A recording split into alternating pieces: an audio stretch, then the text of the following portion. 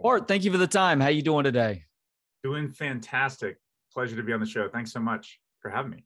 Pleasure's all mine. So what was your goal with seed money? I didn't really have much of a goal when I started. I really, as I've said to a lot of people, I really kind of lucked into this story in some ways. I fell into it. I was writing a book on Coca Cola and its environmental impact around the world. I'm an environmental historian, which is what I do. I look at kind of the impacts of big business on the environment over time, and also the ways in which nature can shape the course of business growth. And I was trying to figure out how Coca-Cola extracted their caffeine for their product, how they got caffeine into their soft drinks. And I found out that it was Monsanto, this chemical company in St. Louis, that had made this caffeine for Coca-Cola. That basically Monsanto was Coke's caffeine supplier. And I traveled to St. Louis to see what I could find there, and ended up getting access to the company's corporate records in St. Louis. And that was when I think it was around, 2010, 2011. That was when I said, oh my gosh, I need to come back once I finish this Coke book and write this history of Monsanto from start to finish. And I did, I guess a decade later. So it took about 10 years to do, but it was well worth the journey. And I think in a way, you could also say that I was somebody always interested in food, interested in how do we create a more sustainable food system. And so I was really drawn to this company that became the largest seed seller in the world, by the end of the 20th century, but didn't own a single seed company when it started, right? It started as a chemical firm. So I really wanted to understand that. How the heck did they get from being this chemical firm making caffeine for Coke to being this company that, makes all these seeds that we now depend on for our food? And going back to the very beginning, why does Monsanto's story actually begin with the artificial sweetener saccharin?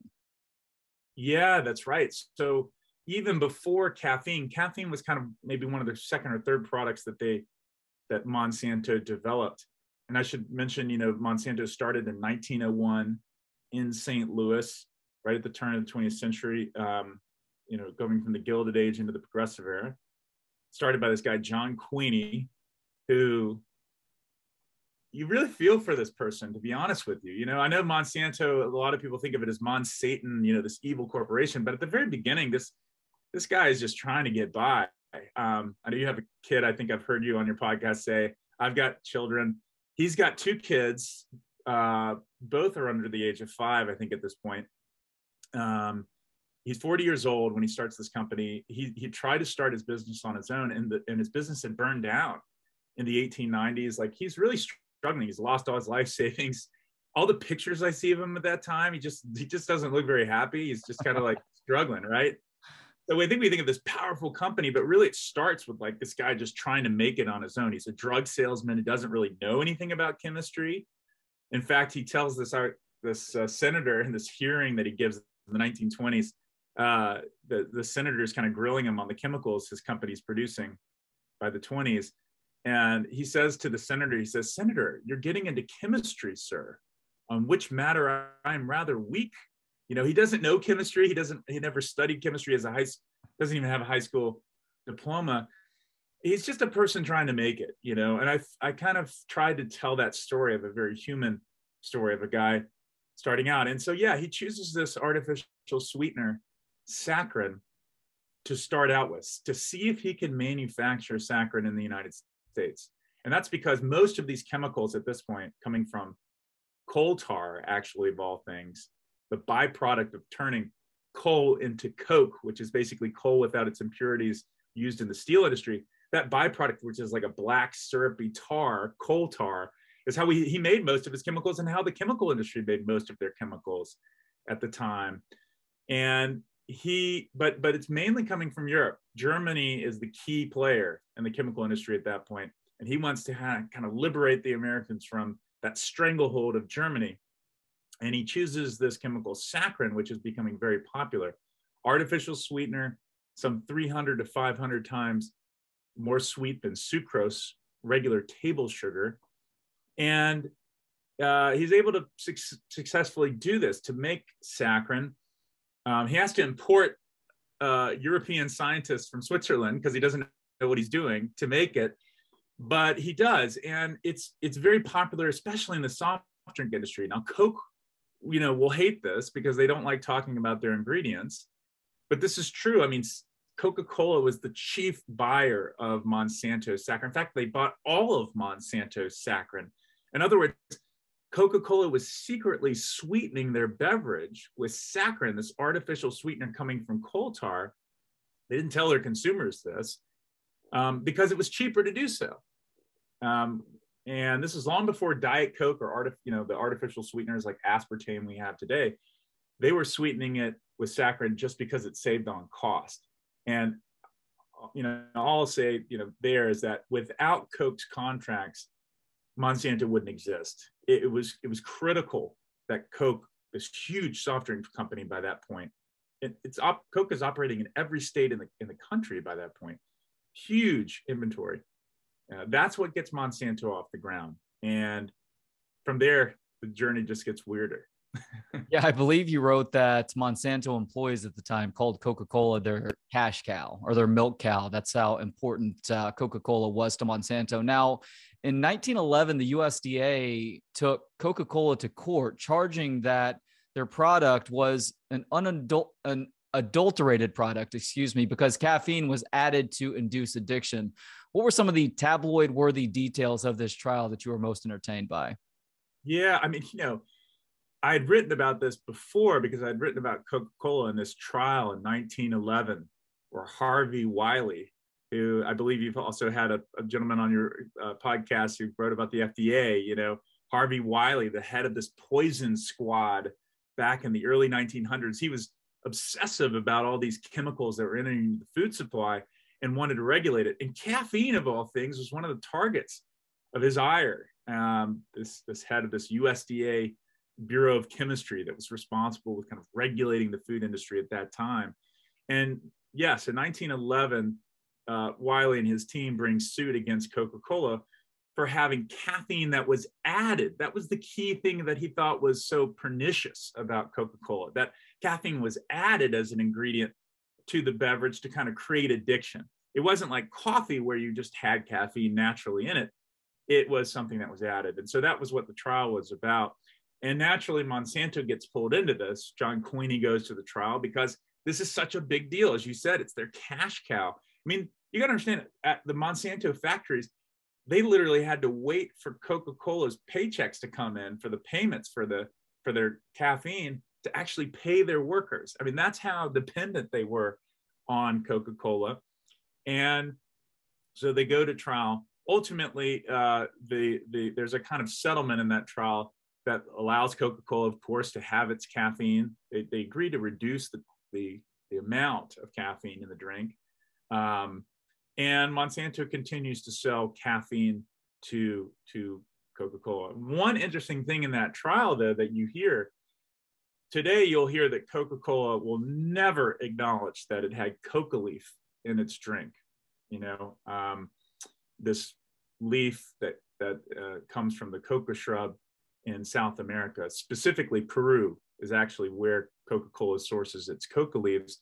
In that trial, you see Coca-Cola saying, well, yeah, we have coca leaf in the drink.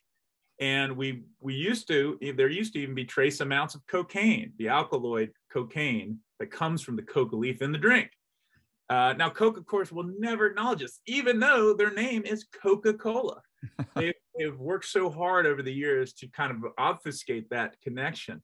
But I'm here to tell you, as somebody who traveled to Peru to track this story and went into the archives, found declassified DEA documents that show this trade, it's not a secret. I mean, it's very clearly documented that this has happened throughout the 20th century.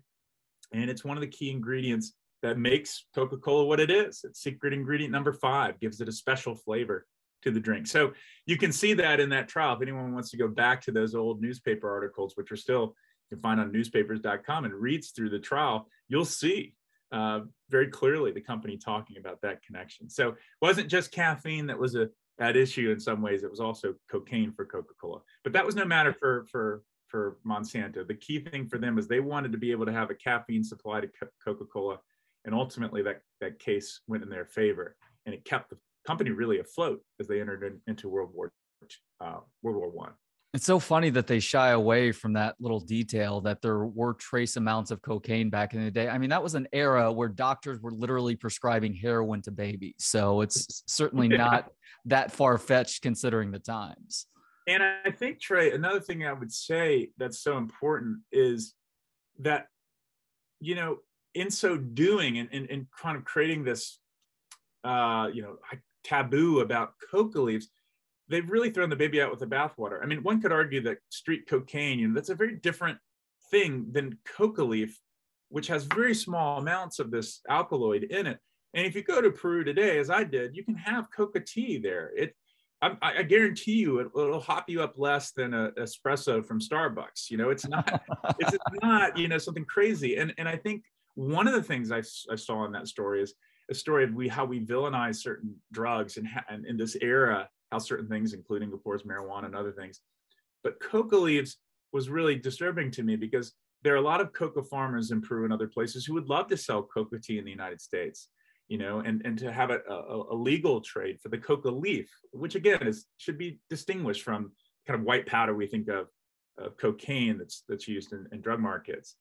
And yet Coke was very, very heavily involved in trying to create laws that prevented coca leaves from coming into the United States, except for them, getting a special exemption for them to bring in leaves, but not other companies. So, you know, and I think that goes back to Monsanto. We see the same thing with Monsanto, really working behind closed doors at times to get special deals, working with government regulators to get what they want. I saw a very similar story with Monsanto that I saw with Coke in some ways. And there's also an eerie connection with pharmaceutical companies throughout Monsanto's history that we will get into in a little bit. First, though, and fast forwarding a little bit, I hate to skip over certain parts, but we only have an allotted time and people are just going to need to buy the book to read all the details. When and why did Monsanto begin investing heavily in agricultural chemicals and pesticides? Yeah, it's a great point. You know, I kept waiting for it in the archives. Again, I'm looking at these old records and I'm kind of thinking, okay, this is a big ag company. Where's all the ag investment? It took a while, to be honest with you, Trey. I think you really see Monsanto going in hard to ag chemicals in the post-war era, that is post-World War II, 1940s, 1950s, and 60s. That's really where they're starting to hire entomologists, you know, people who study insects, people who are studying weeds, and starting to develop herbicides and pesticides to counteract insects. Interestingly, they consider fertilizer, but they believe that if you look at the record, they say, you know, fertilizers is such a robust market. There's so many people competing in that market. We'll do better to focus on herbicides and insecticides, and that's where they've really put their weight behind things. They start out with DDT is one of their products that they made, you know, well-known chemical today because, of course, we ended up banning DDT in the 1970s out of concerns for what it was doing not only to wildlife, but also to humans. Their DDT was branded Santoban. A lot of these insecticides, there were, you know, we think of DDT as this monolithic thing, but there were different companies with different brands. They then got into producing a lot of herbicides. One of the first big products for them was a chemical called 2,4,5-T, a chlorinated herbicide. These herbicide names are all wonky, 2,4,5-T and 2,4-D, you know. In a way, I think their names is meant to imply, don't ask any questions, right? Like this is, you know, this is beyond you, just use it, it works really well. 2,4,5-T and 2,4-D, of course, became the key ingredients in Agent Orange that were used in the Vietnam War. And actually, Monsanto, as you'll see in the book, I traveled to Vietnam. I actually went to the factories where this stuff was manufactured, and which are today's Superfund sites in West Virginia. And, you know, these chemicals became very popular for Monsanto. Monsanto actually, during the Vietnam War, was the largest seller of Agent Orange to the US military by volume. Dow Chemical was the #2 supplier to the United States government. So this was a huge business for them. But the problem with a lot of these early chlorinated herbicides is that they were super toxic. I see documentation, and you'll see it in this book. I went back to the factory where they were manufacturing this stuff in 1949. That's when they began making 2,4,5-T in a town called Nitro, West Virginia. You can't make this stuff up. An explosive town name. It was actually a munitions, a town built for munitions manufacture during World War I. And they made nitrocellulose, so it's called Nitro. And I spent time there, met the attorneys, and got to know the workers through the court records that are still there, who worked in the factory producing 2,4,5-T, which was contaminated with a compound called dioxin, which I've seen some scholars describe as being the Darth Vader of chemical compounds, just having such systemic, widespread health effects in terms of adverse health effects when people are exposed to this stuff. And Monsanto's 2,4,5-T had especially high concentrations of dioxin, so much so that the workers in the factory, as early as 1949, were coming down with debilitating acne called chloracne, where there are pustules on their backs and arms and bodies. And, for me as a writer, it was really disturbing to go through all that and say, my father, for example, was in the Vietnam War. And to think, wow, this is 49 and 50. Look at these internal confidential reports where they're saying, wow, our workers are all tore up. Their systemic nervous problems and their faces peeling off, because we're having to take off these layers of acne on them. You don't shut down production, that to me was really one of those jaw-dropping moments, watching this company producing something that they knew was causing problems in their own workers. And not only selling it, when we think about Vietnam, but a lot of this stuff, we don't talk about this, but was sold to gardeners and to people in the United States in the 50s and 40s. You can see in the New York Times, it says 2,4,5-T, wonderful stuff, We sprayed it here, in other words, on ourselves before we even sprayed it overseas. And one wonders, what were the long-term effects of people being exposed to this? That's one of the lingering questions, I think, that goes throughout the book. So I'll just say again that we really see them ramping up into things like 2,4,5-T, herbicides, insecticides in the 40s and 50s. And a lot of these compounds are really problematic, and they're seeing problems inside their own facilities, which is what I took a lot of effort to document. Because a lot of people say, well, it was a different time, they really didn't know things. I think as a historian, it's so important to say, what did they know and when did they know it? Because now when we think about cleaning up this stuff, what is the obligation of the company to go back and right the wrongs of some of the things that are still there? I mean, dioxin contamination still exists in soil in Vietnam. I was there, saw it myself. And we're just beginning to clean this up with US taxpayer dollars. One question is, where is Monsanto, or in this case, Bayer, which bought the company in 2018? So we'll get to that. But I feel like for me, it's just critical to document that story of what they knew and how early they knew that some of these chemicals were problematic. So clearly they had an idea that there was something extremely unhealthy about many of these chemicals. Did you uncover evidence of an active cover-up within the company to try and keep people and people who are actually with the company quiet about things, and just try and keep the media and the public unaware of what was actually going on? If we take another chemical, polychlorinated biphenyls, or PCBs, which were produced around the same time, this was 1930s when they started really producing PCBs. They were the only manufacturer of polychlorinated biphenyls in the country. The reason I mention this one is because it's still pervasive. I think about your listeners and the fact that this is a history that's still very much alive. Some people are still, the exposure to PCBs is still there because this stuff was in everything. It was put into transformers and all the electrical equipment coming out of the post-war era. It was put into carbonless receipt paper. It was put into the paint in the lining of pools. It was in the paint in the lining of silos. I mean, it was just Christmas trees, artificial Christmas trees. And partially because it was a fire retardant. It was something that prevented fire. So it was put into all these different things. to stop fires. And ostensibly, that's a good thing. The problem is we learned in the 60s, oh my gosh, once again, just like we talked about with dioxin, PCBs are just super toxic. And now we've put it into everything, including in our silos that hold our food. I mean, come on. And where we swim, geez Louise, right? And the liability there was so through the roof for Monsanto that they were super scared, right? They're the only manufacturer of this stuff in the United States. It's not like you can point to a bunch of different companies. Well, I don't know, is this their PCBs or ours? It's just you.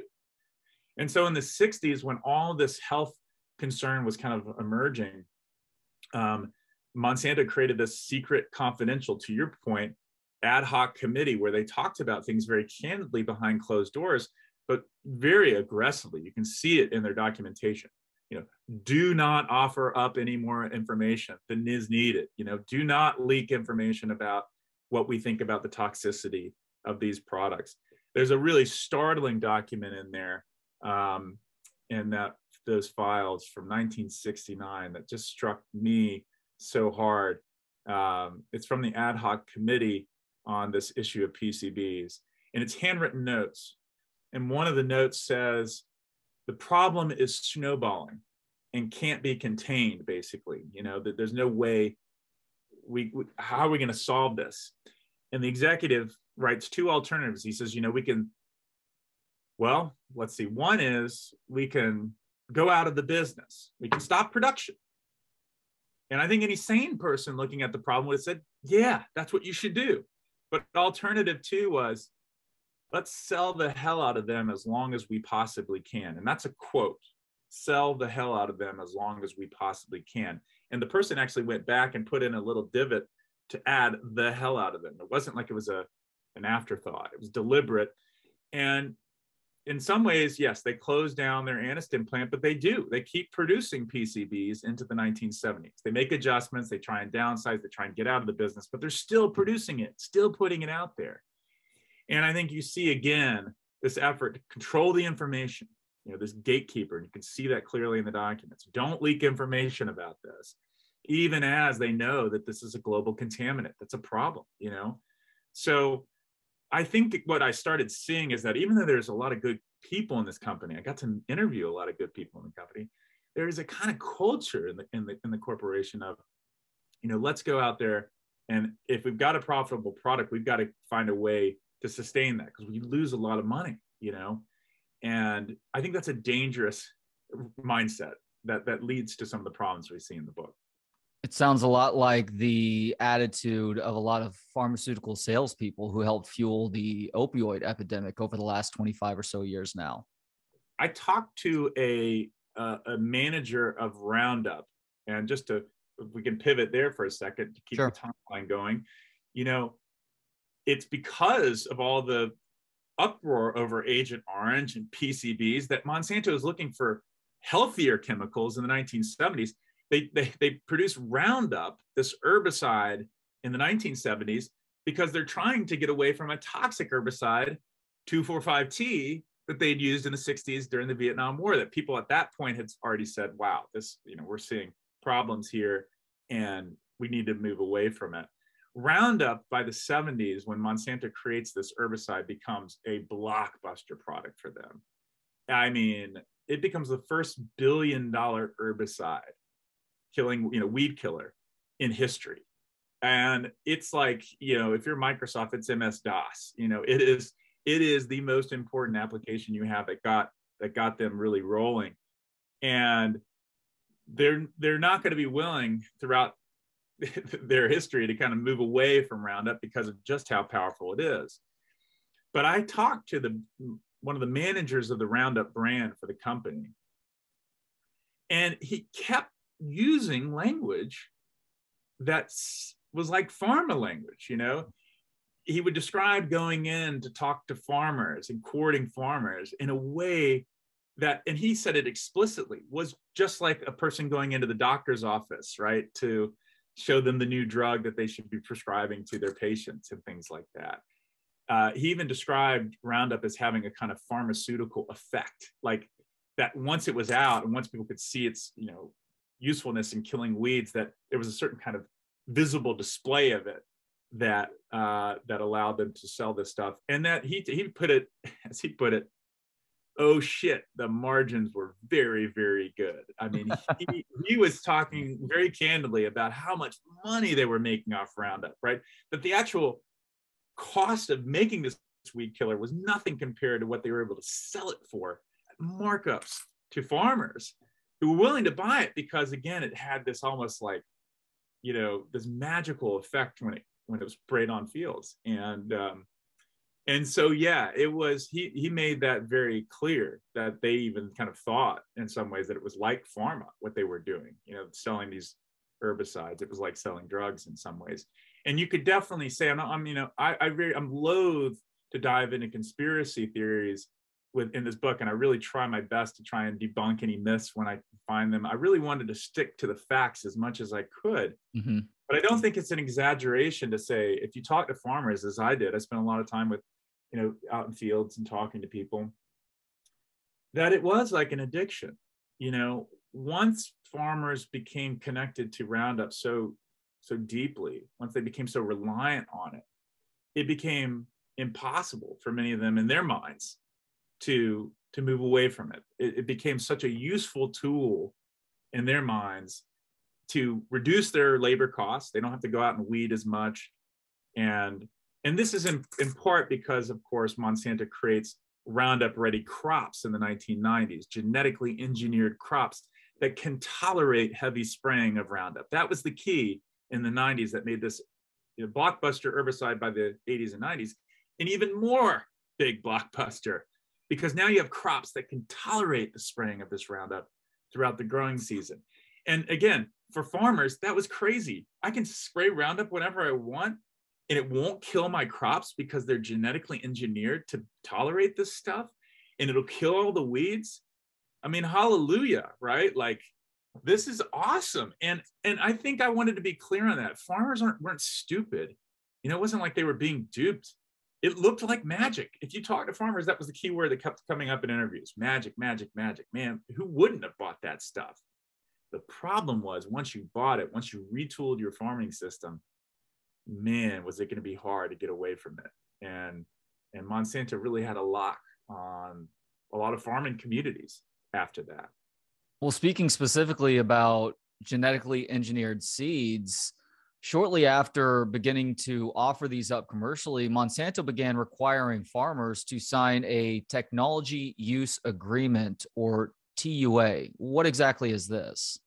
Well, I have to say, Trey, I've been listening to your podcast. I really appreciate that you read the books very closely, because this was a critical part of the story. And I think it's sometimes overlooked because it's kind of a wonky little, you know, part of the story. You know, oh, what is this technology use agreement? Again, these terms that are innocuous when you hear it, but it changed. I mean, it was a revolution in farming, where soybean farmers, cotton farmers were having to sign these agreements that said, I will not save seeds from my harvest and replant them. When I buy these seeds and I grow my crops, I will not save seeds from that harvest to replant in the next growing season. I will agree to basically buy new seed the next year. And that was something new, because farmers throughout history have been saving seed, you know, and replanting seed and experimenting with seed.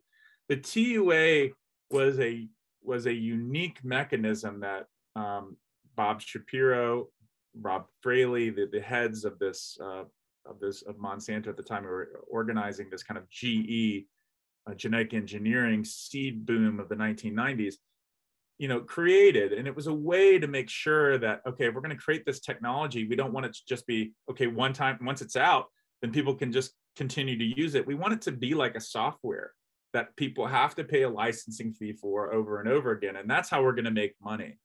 And it really became quite nasty, Trey, because, you know, that's when we started seeing Monsanto also hiring detectives, you know, sending out helicopters to go out and make sure that farmers were not, as they put it, misusing seed. I won't do this to your listeners here, but your listeners can call a number on their own, 1-800-ROUNDUP. They can do it right now.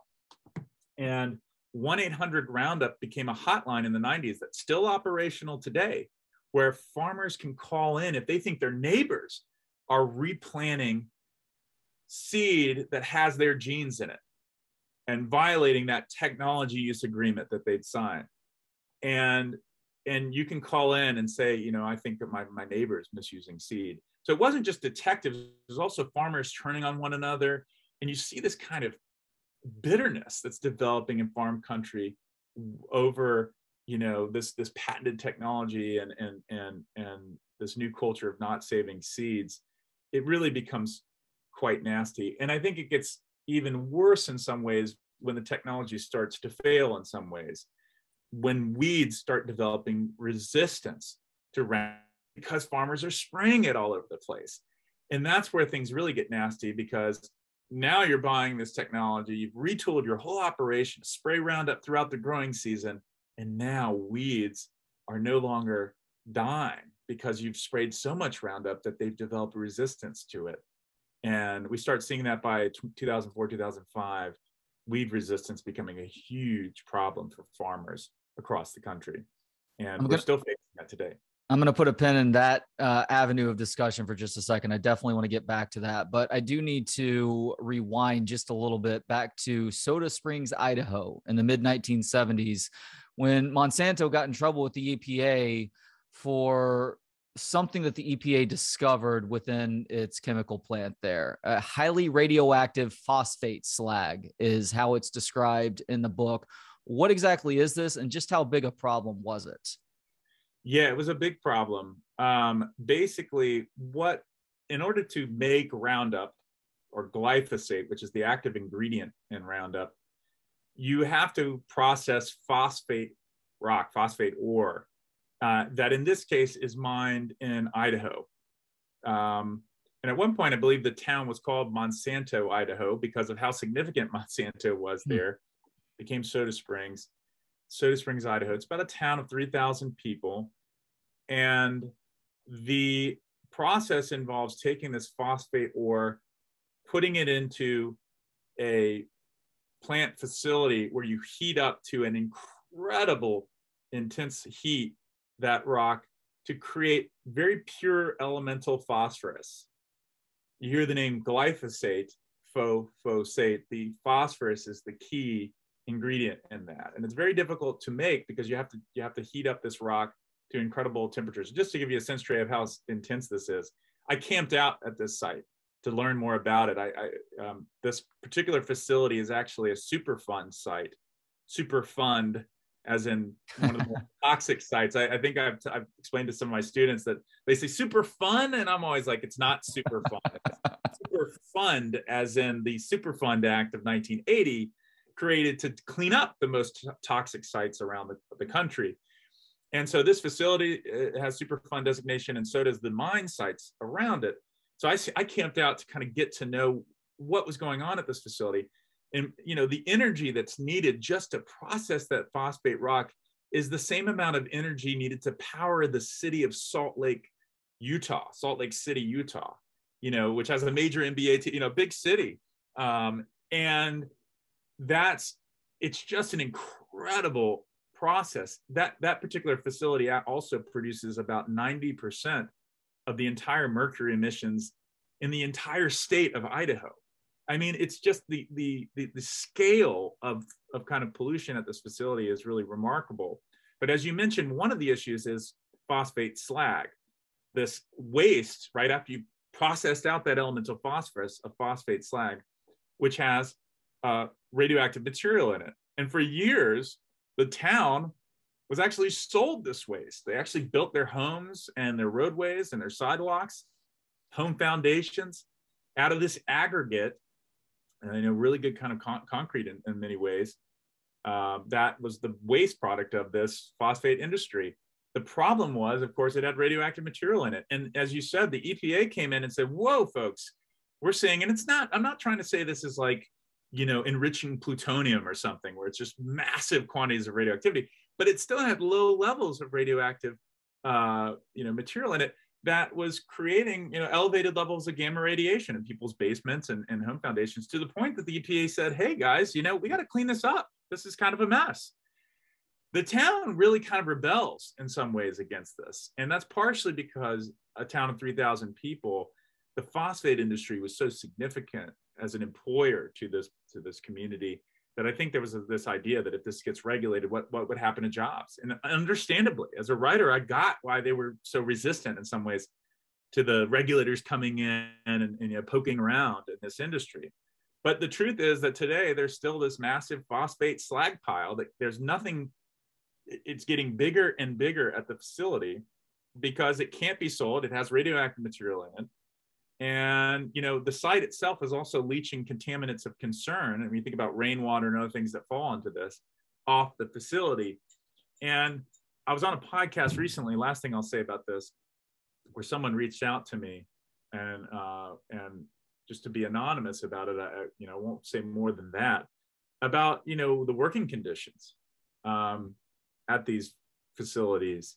And I think one of the stories I really tried to emphasize in this book is that, okay, maybe, you don't worry too much about glyphosate in your food. Okay, maybe that's not something that concerns you, but you should care about the people who produce this stuff, And one of the things I try to do in this story is to highlight these facilities that no one had really been talking about. We talked about Roundup, but we never really talked about, well, what happens when you make this stuff? I mean, and, it turns out that it's radioactive waste, that they're Superfund sites. Is this a sustainable future for our food system? I think that's the question we really need to have when thinking about Soda Springs. From the very beginning, in other words, of making Roundup, we've got a real problem. And I think we see on the back end also some concerns, like, in 2015, when the study came out showing that glyphosate could be a probable human carcinogen. I'm not here to weigh in 100% on that. I think the science is still being debated on what's the link between cancer and glyphosate. But given that there's a lot of uncertainties, should we be spraying it, on hundreds of millions of acres at the rate we're doing it right now? I think it's a real question for the future.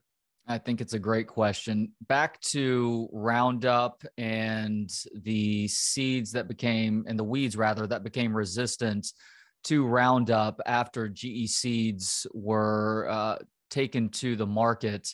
Aussie farmers began reporting on Roundup-resistant weeds in around 1996, with many American farmers and scientists making similar observations after the turn of the century.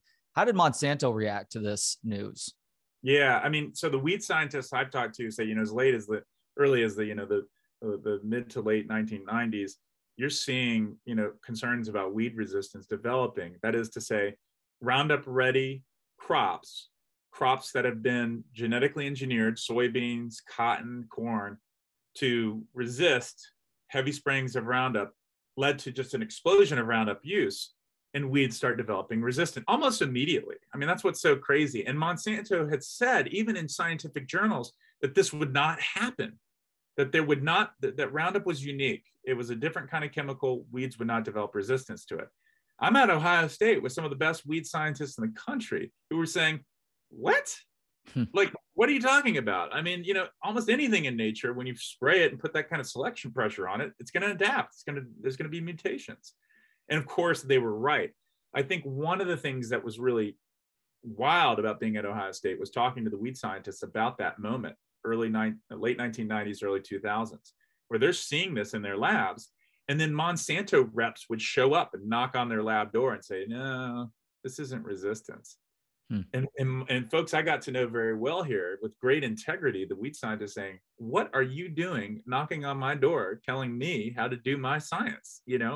Yes, the weeds are developing resistance and you need to do something about it. Instead, there was this kind of futzing around about it to the point where it got out of hand.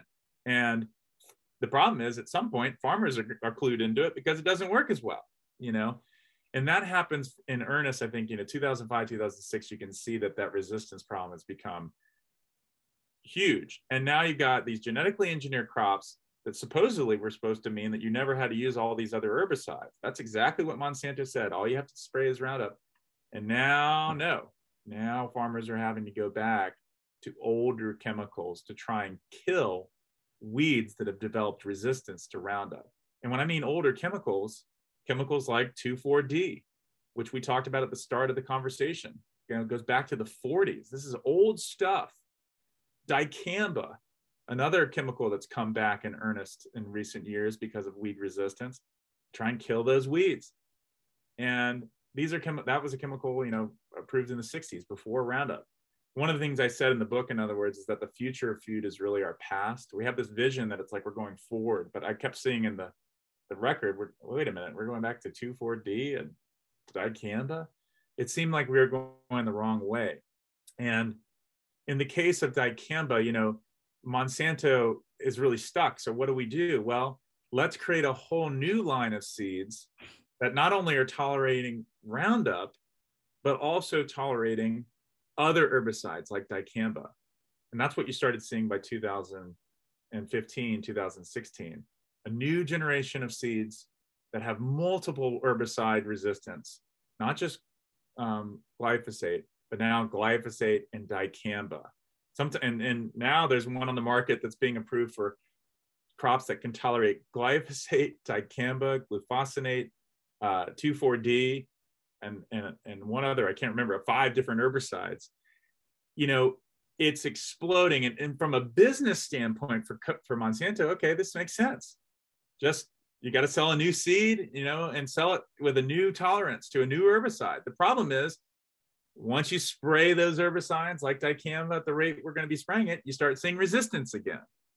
So it's like this cycle. And you said it's like pharmaceutical. It's like this addiction that you can't really get out of if you continue down that path.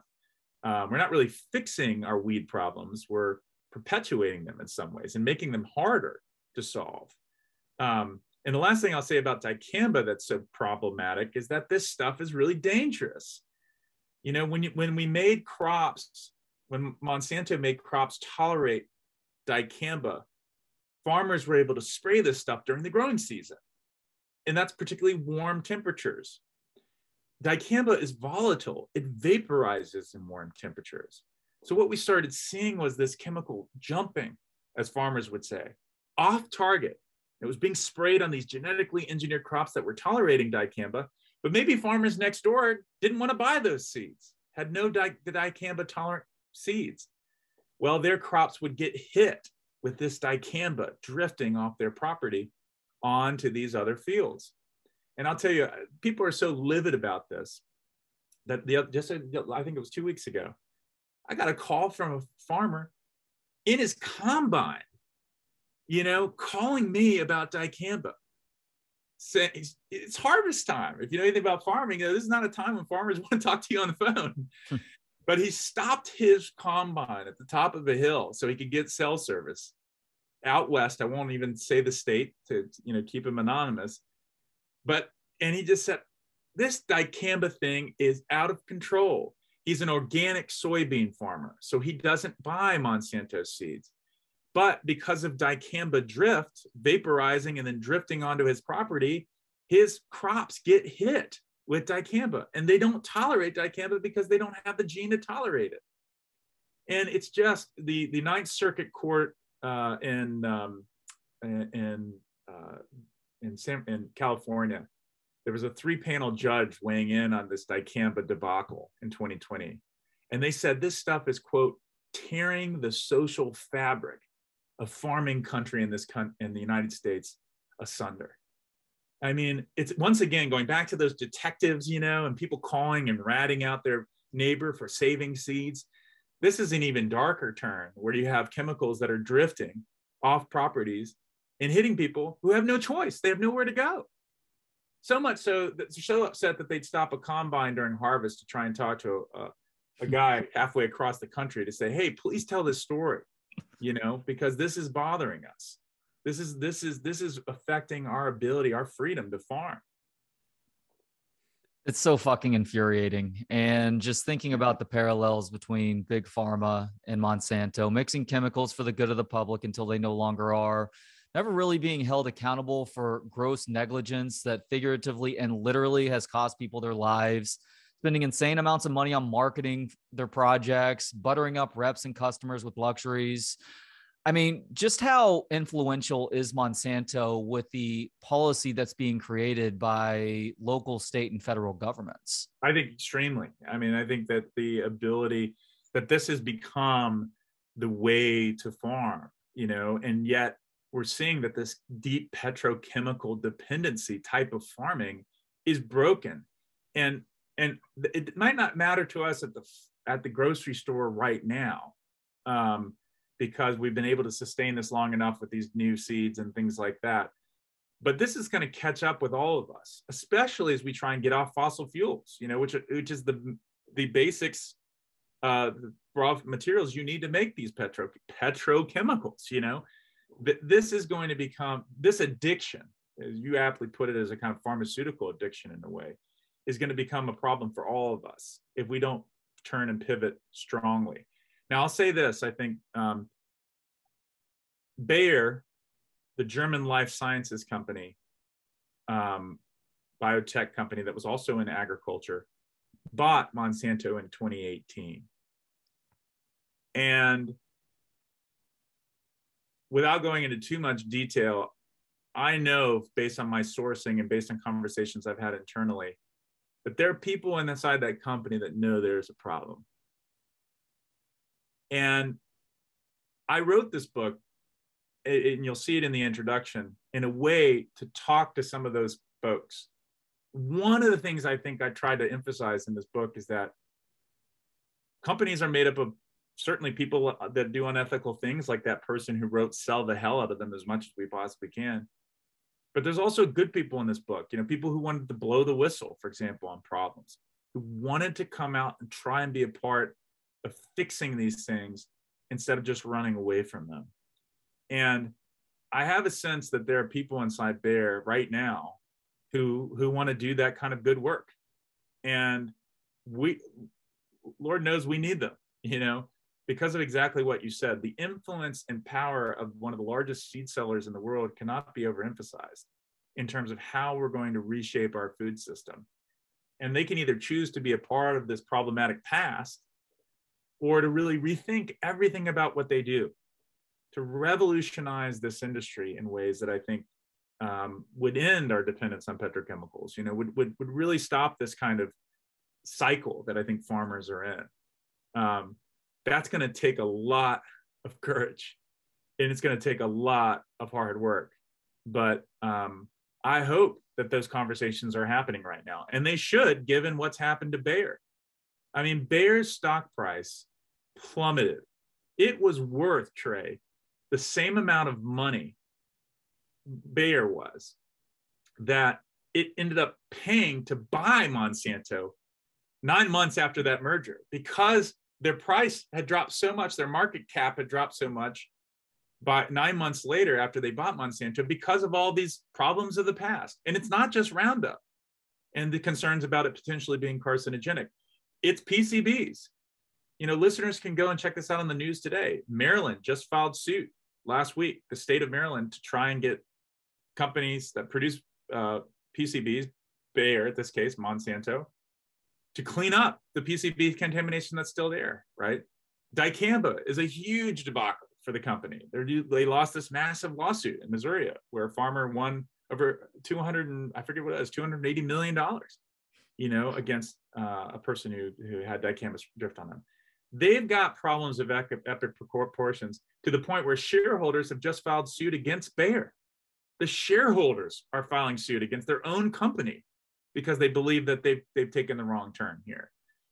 It's a time to pivot, if ever. When you see your market cap being cut in half, if you're not rethinking how you're doing your business at that point, then I don't know what else is going to push you to do something different.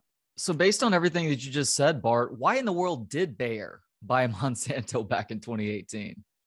It's interesting because there was a disagreement about this. As you'll see in the book, the previous CEO before the current one, Warner Bauman, didn't want to do this deal. And I think because of the things we've talked about, given the history, and some of this stuff, in the book is new. A lot of the stuff that I'm trying to point out are things that I was able to find through, rummaging around in interviews. I talked to people inside the company on and off the record, and got stories that you won't find anywhere else. But, the story about Agent Orange, for example, like a lot of this stuff, we know this. And And I think there was a concern among some in management to not do this. There were others who were really gung ho. Wow, what if we can acquire this seed portfolio? And again, Monsanto was the largest seed seller in the world. I mean, we can control, so much of the food industry and the ag industry if we did that. And I think it was like that carrot. It's just too good to go after that they didn't pay attention, in my opinion, to what was staring them in the face. These deep historical problems. The other thing I'll say, Trey, is it's just been startling to see over the last several years the courage and the stamina and the scale of resistance. There are 120,000 cases that were filed or in the process of being filed related to Roundup, and many of those people will never settle. They've said that we're not settling, and they've been fighting for years, many of them with non-Hodgkin's lymphoma. And, this is the last thing they're going to do probably before unfortunately they pass. Same thing with PCBs, states now raising up and saying, wait a minute, why are we accepting the health and pollution problems of this and not having the companies that produce this and that knew some of this stuff was toxic, helping to clean it up? Same thing in Vietnam, where people are now writing and saying, where is Bayer? Where is Monsanto? Helping to clean up this thing that they knew, going back to 49 was problematic. So I think, and I never saw it coming, Trey, like the groundswell of activism and just basically people saying enough is enough. And I don't think Bayer saw it clearly, because they wouldn't have done the merger if they had. But now that they're in this position, they've got to rethink what they're doing. And I'm heartened by that. I really am. You got to remember, I started this 10 years ago. I didn't know Bayer was going to buy him. And I didn't, and I certainly had no idea that all these court cases and everything were going to go the way they did. And I remember telling one person, the last thing I'll say on this is, am I watching the implosion of one of the biggest corporations in the world? I don't think I've ever, I'm a business historian. I teach this stuff. I don't think I've ever seen anything like this, and so stay tuned is what I'd say to the listeners, because the book is just the beginning. And once you get into this, I think you're going to be interested in what's happening. The dicamba case is going to the Supreme Court on December 10th. So, listen out to what the Supreme Court is going to decide about, actually, I'm sorry, not dicamba, but the Roundup case. One of the major Roundup cases, the Hardeman case, is going to potentially be heard by the Supreme Court. They're going to decide whether they want to review it. And I don't know what's going to happen, but, this is just incredible stuff that's happening right now. And we may be watching the collapse of one of the biggest corporations in the world. Yeah, that's crazy to think about. And your optimism, I think, is an important note in all of this, considering everything that you've been exposed to, that you do believe that things can turn out for the better. I think should not be lost in the entirety of this conversation. And the last question, Bart, if you don't mind, we continue this for another hour, no problem, but I'll end it here. Have GE crops radically improved food production like Monsanto promised back in the mid-1990s? Well, classically, with your good questioning, it's a great segue to answer two things, which is, you said the positive story. And I think, we can grow food without doing this insanity is one of the things I've learned by talking to farmers. We can do that. This is not, a lot of what we've talked about is not feeding the world. And that's because here's some data, right? As you said, let's look at yield. Did genetically engineered crops radically increase the rate at which we were producing, grain, or in the case of corn or soybeans, right? The answer is no. It's very clear. The National Academy of Sciences in 2016 did a comprehensive study looking at GE technology. And it said that, look, if you compare the yield of genetically engineered crops alongside non-genetically engineered crops of the same variety, say corn with corn or soybeans with soybeans, the yield trends are pretty much the same. There hasn't been this inflection point with the introduction of genetically engineered crops where we see this radical increase in food production. Now, there were there are a series of crops called BT crops that produce their own insecticide. And in some places where there's heavy pest pressures, we do see a kind of yield bump. But on the whole, the National Academy of Sciences said, we're not seeing a dramatic change in the yield. We can, if you grow things conventionally versus genetically engineered, it's not that really that big of a deal. I mean, beyond that, though, part of the problem is we're growing a lot of this stuff is corn and soybeans, and we're growing all this other stuff that's really more fodder for animals and not really food for people to consume, which is a whole nother issue. And the last thing I'll say is we're doing this, right? We're not seeing a huge yield bump while we're increasing our dependence on petrochemicals.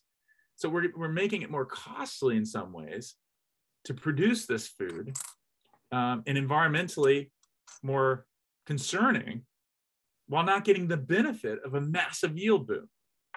So I think going back to the hopeful line is, but if you talk to farmers, they say, but this isn't about making food.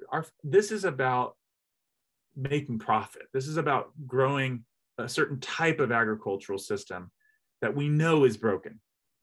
If we think about reshaping our farms to being much more diverse, not so monoculture focused, about producing actual food that consumers can eat as opposed to fodder for animals, we can way more efficiently feed the planet. And that might mean that we can also get off a lot of these petrochemicals that have all these problems.